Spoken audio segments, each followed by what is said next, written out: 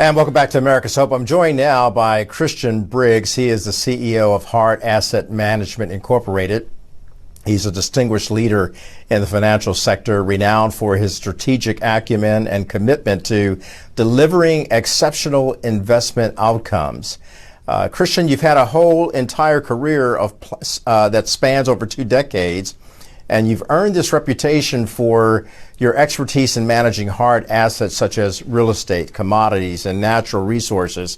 You're now the CEO of Briggs. I got to ask you, when you look at the campaign trail and the fact that we have Kamala Harris and Donald Trump running against each other in a very tight, razor-thin election, economy keeps cropping up as one of the major issues of this campaign. Inflation has slowed, but the economy is still something that both candidates are having to talk about. How do you see things in terms of where is America's economy? Well, first of all, thanks for having me on the show. We can jump right into the economy. So you've got 2 principal ideologies. We have capitalism on the right. You have, I don't want to say hardcore socialist, but that is being framed here of lately on the Harris administration.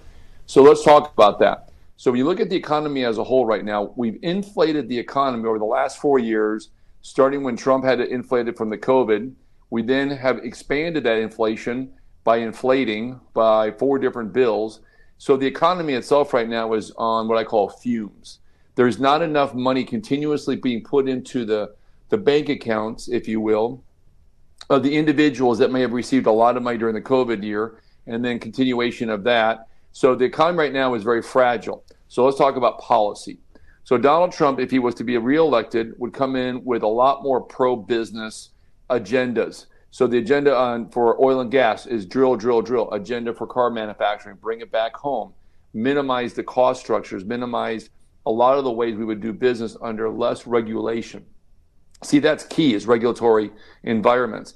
Now, if Kamala Harris wins, you're going to have an expansion of regulatory issues, regulatory laws, as they like to call them, even though that Chevron was defeated and gotten away with from the Supreme Court level. So a lot of the agencies now do have to adhere to more legislation policy rather than make it up as they go. But there's still been a lot of things that have been enacted. So the Harris policy, which will be heavy regulation, probably a lot of taxation, would probably diminish any opportunity for the economy to grow, even at an anemic level, because they are going to cut rates today. 25 to 50 basis points is the theory, which I do agree it's going to be one of those 2 numbers. And so it's either pro-business, less regulatory, less government, or pro-government, less business, but there's more safety nets that she's been promising, like, health care, child care, tuition, universal basic income. So I think the country is going to determine whether they go through big government, little government, pro-business, or pro-government. Regardless of who wins, there's still the aftermath of what's happened in the past 4 years that has to be dealt with. No question. So one of the things that I don't want to say Democrats, Republicans, because everybody has a different way of thinking about how businesses should operate within. Okay, so there is some pressure right now in the regulatory side on the Biden administration to be more intrusive. Now that intrusive is legitimized when you look at big business. Okay, a lot of big businesses today, like in the banking industry, we just found out that some U.S. banks were able to clear sanctioned money from Iran. If they want to oversight, go to the big businesses. The little guy that's making the pizzas, or he's making the widgets, or the flower shops, these people are not people that need to be overburdened. Okay, they just don't. 2008 was exactly right. What happened was we had all of these financial controls put back in. You have the Dodd-Frank bill. Okay, that was a strangulation for banks. Banks, especially the community banks. Remember, community and small banks, they couldn't lend. The Volcker rule destroyed the lending practices of the small businesses. So yes, overburdensome of regulatory rules, requirements. They're not even laws. That's the funny part. These agencies create these regulatory or regulations, and they create this and they say, oh, this is a law. It's not a law. The Chevron understanding is now gone. So now they're going to have to go to legislators to rewrite things. And quite honestly, I believe that the environment, if Donald Trump wins, what he did before was he took away, 3 regulations And then he said, find me another, and find me others, and find me others, to where we can go ahead and remove the burdensome requirements of these small businesses, because the middle class, it's getting squeezed. If you look at the disparity between the wealthiest 1 or 2%, bottom 75 to 80%, you now have almost 80% of America living paycheck to paycheck. And Kelly, let me tell you something. That's the highest level since we've been keeping track. Wow. So that you break it down like that, Christian, and it really portends of a disastrous scenario that could come any moment after this election, regardless of who wins, unless you're able to really provide some triage to our economy by having the right kind of government intervention. Yeah, we're going to see a bailout of the banks in the next 12 months, if not sooner. So if you look at the bottom 247 banks, they're technically out of money. They're insolvent. Now, they're being held together by a mirage of different things that the Fed's doing, from overnight lending, emergency credit lending from other banks. But some of the bigger banks are no longer lending to the medium small banks. They've stopped that a few months ago because they don't want to risk another Silicon Valley Bank episode. So now let's go fast forward. Just today, the credit card delinquency rates are higher than any time they've been tracking them. They blew through the 2008 numbers. So not only do we have car loans, boat loans, and now credit card delinquencies at the highest level ever tracked, and I mean ever tracked, we also have over 40,000 homes a month that are being foreclosed on. And it is a hockey stick. Well, think about this. You and I went out, we bought a house, we got this 2%, 3%, great rate 3 years ago. Oh, it was adjustable. But who thought we'd have 6 and 7, 8% mortgages 3 years later? But we did. So now they're adjusting to these new levels. Well, if your payment was already at a level where you kind of were just squeezing yourself in, because remember, nobody buys a house based on the price. They buy it based on the payment amount. That's how you figure everything.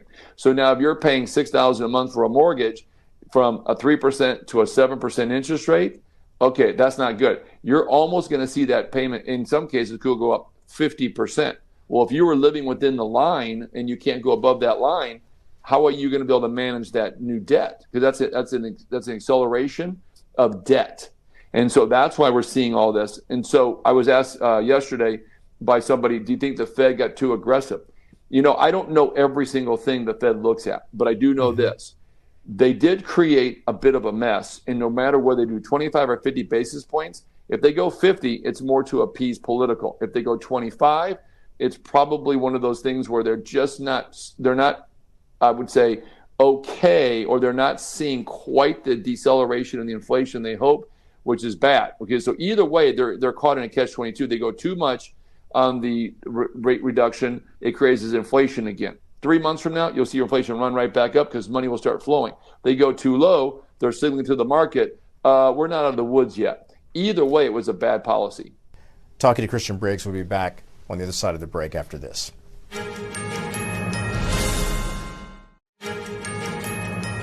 Welcome back to America's Hope. I'm talking to Christian Briggs. He is the CEO of Hart Asset Management, and he's based in Nashville, a city that I love, music capital of the world. Look, Christian, make no bones about it, is a distinguished leader in the financial sector, renowned for his strategic acumen and commitment to delivering exceptional investment outcomes. And look, Christian, while we have not talked about investments and capital gains and things of that nature, we've talked about some of the bottom line issues, those core issues that are impacting America's middle class as well as, well, for all intents and purposes, everybody. And you've rightly pointed out how there are some speed bumps up ahead that could derail us economically in the next year or two. You've identified the problem. Where do you see the solution? Well, the solution is going to be very simple. And let's take it from a standpoint of what I would do, okay? Taking the emotion out of the policies that you make promises to your constituents to get elected, if you can take the emotion out and you go and you strategically want to triage basically the debt. So let's talk about that.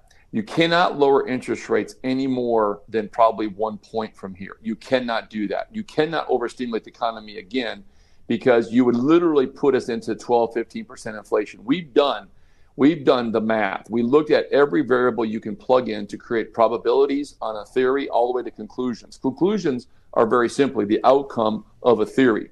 We know 100% when we took that 2 years ago how we would change policy when Biden was doing it. So to give you the answer, you first got to look at one thing. Look at gold prices. They always go up. They always are a determiner of a catastrophic event to come. Once that Titanic has already hit the iceberg, gold has already gone up. So how would I change policies? Because we are in a catastrophic event. Quickly, you would go in there, not lower interest rates more than 100 basis points, and I would do it under 4 different terms. I go quarter, quarter, quarter, quarter. I would do it over 4 systematic months. You would slow the economy down, but you wouldn't destroy the economy. And you would telegraph to the rest of the world, we're not in great shape, but we're not off the cliff either. Second thing I would do, I would cut all small business taxes for 2 years, maybe 3 years.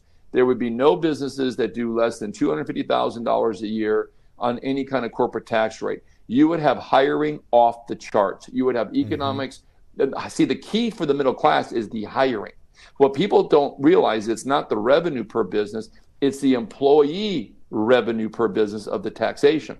So what you would do is you would come in and triage all taxes on all small businesses that are earning less than $250,000 a year. It's a huge hit, but the package would be this, and hear me out on this one part.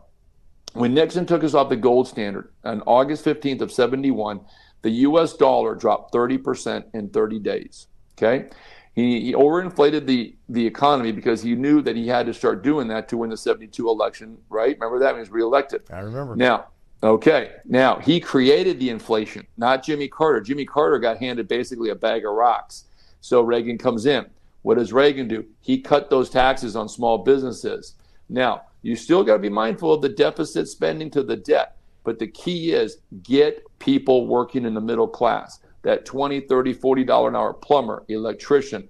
Those are your grassroots economy, okay? Those are the numbers. If you want to single-handedly increase the middle class within a measure of 3 to 4 years, create lower deficit spending, ultimately remove the debt altogether, you've got to cut taxes on the bottom parts of America because why? It's 99.9% of the economics of the United States. You got to go where the money is. People don't realize that, oh, we're going to tax the billionaires. No, you can tax them all you want. They don't pay as much. Untax the bottom, increase some small taxes on the top, measure it out, and over time, we've done the spreadsheets. Within 10 years, we would have net gain economic policy within 10 years or less. Given that fact, what is your message to the Americans right now who are grappling with this? They're not in a Wall Street firm. They're not a financial advisor. They don't understand management. All they understand is that at the end of the month, when their rent is due or their mortgage is due, they're still managing in a deficit territory. Yeah, and that's a good question, Kelly. How do you manage that? Well, the only way you're going to do that is to vote pro-business. Now, if there's some other measures that you feel that are more significant on the left and you want to do pro-government, then you have to look at the long term, not the short term. Yes, you might get a little pay increase in a theory by not having to pay for health care, but we all know that government-managed health care long term creates higher costs. Look at the Affordable Care Act. Our cost of insurance did not go down. We weren't able to keep the doctors of choice. It actually went up. So look at this in a different light. Look at the long term. The short term may have some pain in it, but make no mistake about it. Government oversight or government direct involvement in any business is usually more detrimental than helpful. So in my opinion, you should always be pro-business, and that's regardless of party. I mean, look at Bill Clinton. He looks at it like a moderate to these days. And, remember when him and Newt worked together? They actually had a surplus that year of $200 billion back in 95, 96. It is easy to work together if the common goal is truly the middle class.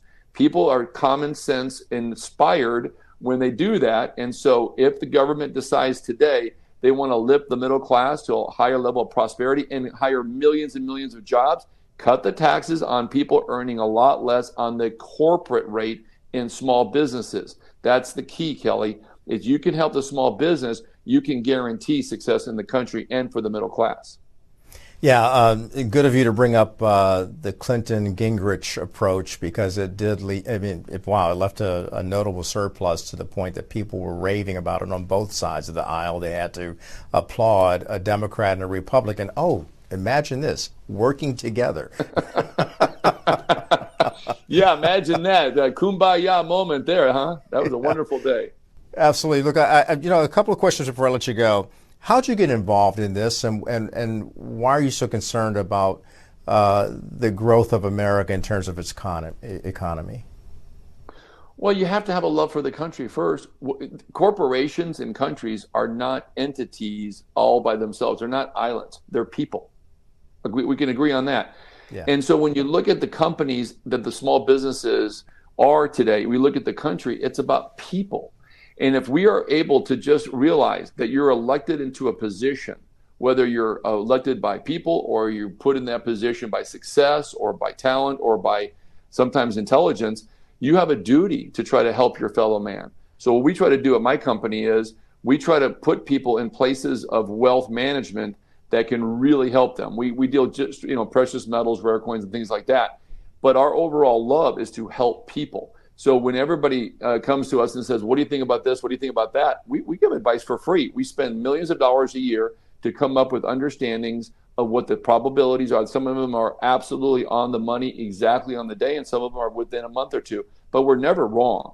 By helping people, you help yourself, you help the country, and that's the name of the game. And today, people don't think that way, but they need to be thinking that way from this point forward.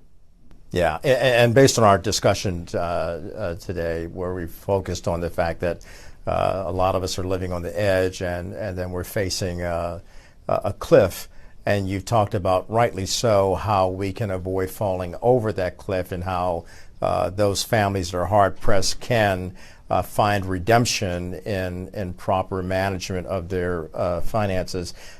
Based on all of this that's going on, Christian, I got to ask you, what is your hope for America? Well, my hope is that regardless of who's elected on November 5th, okay, we'll know the morning of the 6th, is that they understand is if you truly want to make America strong, prosperous, and make a middle class like never before, lower that 80% paycheck to paycheck family, you have to cut taxes on the lower half of the small businesses. And if you can do that, then all of a sudden, and again, why can't we have a Clinton and a Gingrich back in politics? Because they work together. Nobody has to have the ideology always their way. If they can just realize that the middle class is the ones who power this country, and if they focus on that bottom 50 or 60%, then you're going to absolutely turbocharge the economy. And quite honestly, you'll probably be reelected again too. And that's usually the goal of a politician, is how fast can I get reelected? Well, do good policy and you'll get reelected because you're doing what you're supposed to be doing, which is a great job in government. Christian Briggs, he's the CEO of Hart Asset Management Incorporated. Appreciate this conversation, and I certainly appreciate you and your hope for America. Thanks for being on. Thanks, Kelly. We love having you. I love being here, and thank you so much for having me. We'll have you back, my friend. Good to see you. God bless you. Coming back with more in just a moment. And welcome back to America's Hope. I'd like to thank our guests who appeared on tonight's program, Christian Briggs and Reggie Littlejohn.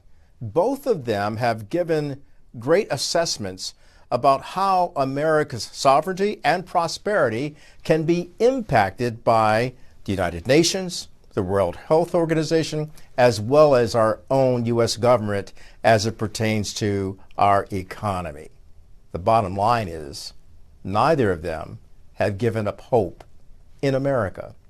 They believe in America, and they believe in you. Let that be something that alerts all of us to the fact that our possibilities are greater when we stand united and not divided. Until next time, America, good night. God bless.